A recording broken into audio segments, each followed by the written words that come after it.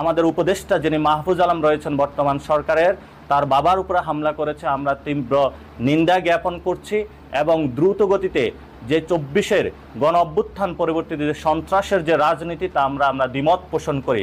এই সন্ত্রাসের রাজনীতি আমরা বন্ধ চাই এবং বিভিন্ন যে রাজনৈতিক দল রয়েছে, গোষ্ঠী রয়েছে, আমরা তাদের কাছে আহ্বান রাখব যে আপনারা কোনো সন্ত্রাসীদের স্থান দিবেন না।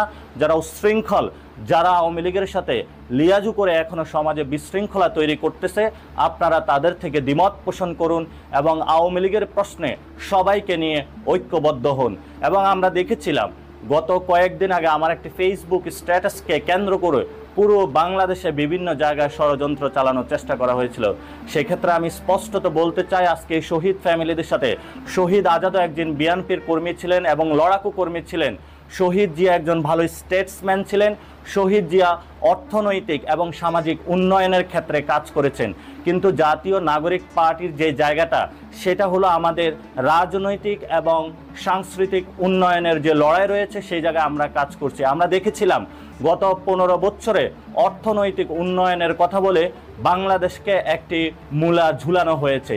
সেই ক্ষেত্রে আমাদের যে নতুন লড়াই রয়েছে, সেখানে আমরা একটি নতুন রাজনৈতিক তথ্য বিনির্মাণ করতে চাই, যার মধ্য দিয়ে আওয়ামী লীগ এবং তার যে শেল্টার যে দিল্লি রয়েছে, দিল্লির ফেসিবাদী ব্যবস্থা এবং মুজিববাদী ফেসিবাদী ব্যবস্থার বিরুদ্ধে এই সব শহীদ ফ্যামিলি তাদের রক্তের প্রতিশ্রুতি নিয়ে আমরা ঐক্যবদ্ধ হতে চাই। আমরা সেই ক্ষেত্রে বাংলাদেশে সকল পক্ষ গোষ্ঠী ঐক্যবদ্ধ, বিএনপি, জামাত সবাই আমরা ঐক্যবদ্ধ। আমাদের একটি শত্রু, সেটি হলো আওয়ামী লীগ এবং দিল্লি। এই দিল্লি এবং আওয়ামী লীগের বিরুদ্ধে আমাদের আন্দোলন চলমান থাকবে, আমাদের যুদ্ধ চলমান থাকবে এবং এই যুদ্ধের যে স্পৃহা, তারা হলো আমাদের এই শহীদ ফ্যামিলি যারা রয়েছেন, এই ফ্যামিলিদের রক্তের শপথ নিয়ে আমরা আজকে প্রতিজ্ঞাবদ্ধ করছি। আওয়ামী লীগ এবং দিল্লির প্রশ্নে বাংলাদেশের মানুষ কোনো আপোষ করবে না।